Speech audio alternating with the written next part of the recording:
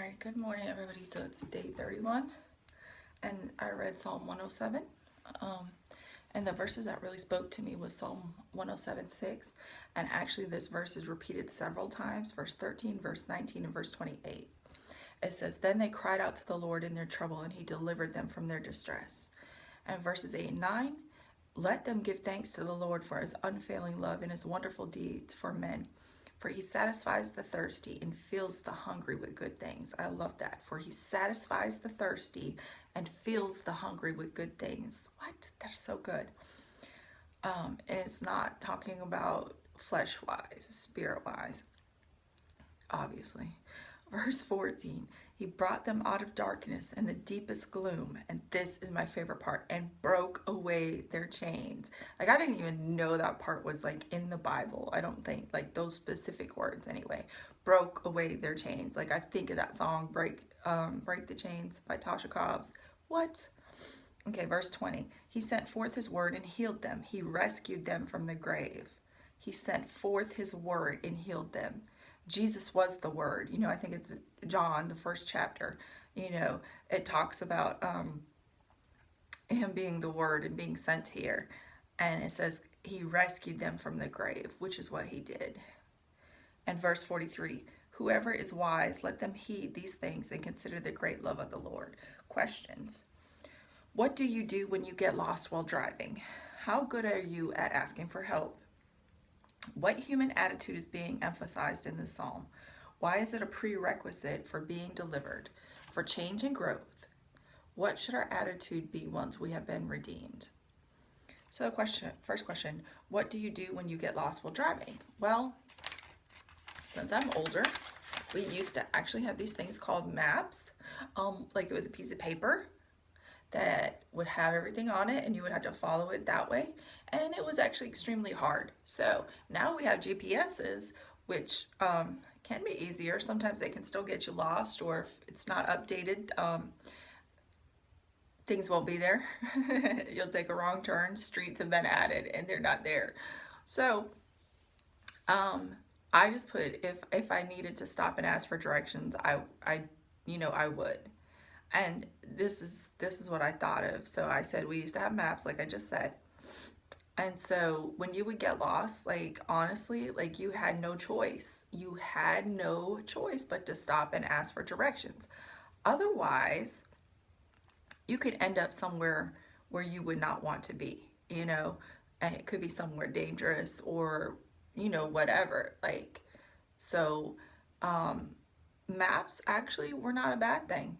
And now we have GPSs, so now it's like, oh, I don't need to stop and ask for directions. Like, this is going to take me where I need to go. But just like I told you, GPSs can be wrong if they're not updated, and if new roads are happening and the system's not continuously updating. You can get lost. You could take a wrong turn. You can end up in a wrong neighborhood. You could end up in a wrong spot. God knows where you can end up. And I'm going to skip to the next question. How good are you at asking for help? When it's talking about driving, like I said, if I get lost, I'm going to stop and ask for help. I'm not stupid. I don't want to end up somewhere I shouldn't be, somewhere dangerous. And that is true in life. Like, we sometimes have to just stop and be like, you know what? I can't do this on my own. Like, I don't have this. Sorry, things are popping in my head. Weird. Yeah, so in life, we have to stop and ask God to help us, And what I thought of is, like, with the maps and the GPSs, is like human technology just keeps advancing and advancing in different things, and just even before all this technology, humans were, thought that they could do it all on their own. I mean, even going back, this verse, I think it seems like it's referring to the Israelites, and everything they did, how God brought them out, and how they would turn away from God, and then they would cry out to God, and then they would turn away from God, and then they would cry out to God. And that's how we can be, like, we think we got it all together. We think we got XYZ. We don't need God, and compared to the maps and the GPS, it's just like, when you had a map, like it wasn't that great. You know, I mean, it was good, but it was kind of hard because like you got to kind of be driving. You can't look at a map and drive at the same time. What? You cannot look at a map and drive at the same time. And with a GPS, it's a little bit different. It's easier, you know? And so it can be that way with God. Like, say we don't have XYZ and then we get XYZ and we say, oh, you know what? I don't really need God anymore because I have whatever XYZ is, you fill in the blank. You know, we can get to have that attitude. We can get to have that pride in us. And the next question said, what human attitude is being emphasized in this psalm? And for me, I put pride and then surrender. And that's what I got of it, because pride says, we got this. We don't need God until everything falls apart. And then we come to our senses and see, no matter everything that we have, that we need God. And there's a scripture, it comes from Proverbs 16:8. It says, pride goes before destruction and a haughty spirit before a fall. And that is so true. Like, I'm reading the next question. It says, why is it a prerequisite for being delivered? I'm not sure how to answer that. I think for me, it's we have to surrender, you know, because we become prideful for whatever reason. I guess because we're humans. I don't know. Like, we just become prideful. Sometimes we become prideful and we don't even know it, you know. But we have to surrender to God. Like, we have to be like, okay, you know, throw our hands up, you know, like before there was something, we wave the white flag, you know, like you surrender, like, God, like, I can't do this. I need you. Like, I cannot do this on my own, God. I need your help. Like, if you don't help me, God, it's not going to be, you know, it's not going to happen. And for me, it's a lot of these things, like, I want to change in myself. And it's like, I can't change these things. Like, I want these things to be changed.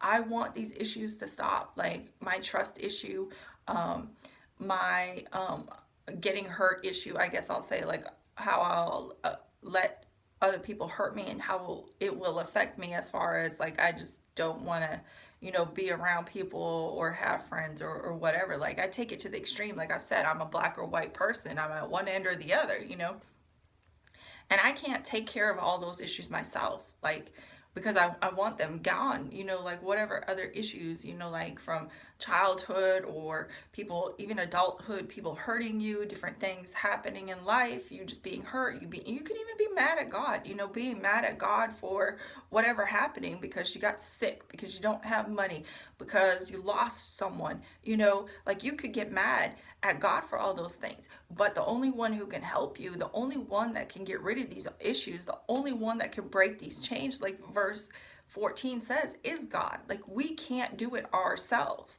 We cannot do anything ourselves. Like, I think we're getting so puffed up with, just like, all I can say is like this technology and human advancement. I'll say, like, we're getting so puffed up, like we know everything, and it's not true. We don't. You know, you can come up with the internet, you know, but you can't come up with a way for families to get along, for a husband, a wife to stay married. You know what I'm saying? Like, I don't know why we think we're so great, because the things that are most important, like, we can't solve those issues. Like, we need God, you know? You can't solve the issue of why your kid has an attitude towards you and, you know, they start doing drugs or they start drinking or they start rebelling against you. You can't solve that issue. Only God can solve that issue, you know? You can't sit there and be all puffed up in pride and be like, oh, I got this. I don't need you, Jesus. You know what I'm saying? Like, you can't. I mean, you can, but it's not going to get you anywhere. It's not going to solve the issue. It's not going to restore the family, you know, if it's broken. Like, you can't do it on your own. Like, no matter what this world is telling you, like, you cannot do it on your own. You can't, you know. You have to have God in your life. And for the people that don't, my God, I feel bad for them. Like, I feel bad for them. Like, literally, like, I want to cry now, because I'm thinking of certain people, and you know, for them to think that they don't need God, like, I just feel bad for them, because, you know, one day, either whether Jesus comes back or they die, like, they won't go to heaven. You know what I'm saying? And that I feel bad for, because wow, like all I can say is wow, like they don't have a clue, you know. And whether it's from, you know, church people hurting them, because I've been hurt by a lot of church people, you know. I've thought, you know, walking away from the church because I've been hurt by church people. But it's not about church people. It's not about I'm coming to church for XYZ. It's not about I'm coming to church for the pastor. It's not about I'm coming to church for so and so. It's not about that. I go to church for God, you know what I'm saying? And ultimately, I guess really it's for myself, because I need that closeness with him. I need to learn from others about him, you know.